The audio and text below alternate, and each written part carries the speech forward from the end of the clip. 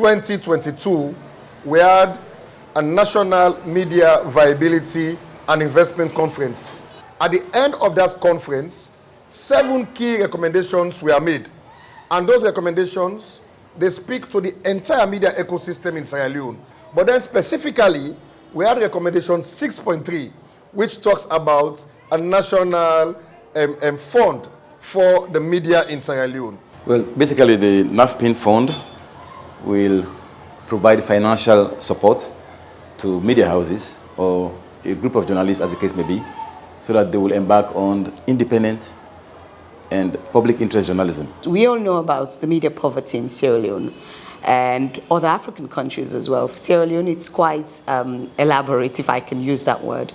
A fund like that would help individual journalists pursue. What the support comes to do is to give resources to the media institutions to freely and independently investigate their own stories. So even the fund has no control into what they produce. What the fund is doing is to ensure that the content they will produce will be in public interest. And so this fund will be there to support them to be independent, and they know that there's a reliable alternative source of funding to help them do this kind of public interest work in the interest of democracy and good governance. According to Beijing 30, women and the media is part of that.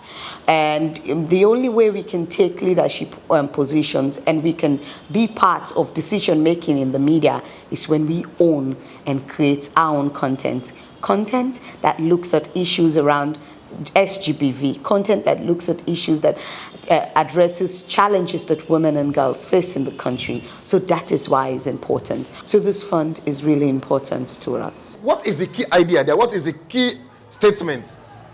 Organizations that will produce public interest media content. Who gets it is a decision of the board. The multi-stakeholders board, which comprises 7 national media organizations, including a civil society organization, will sit down, look at the recommendations of the technical working group, and then that committee will take a decision and they will announce those who will get the grant.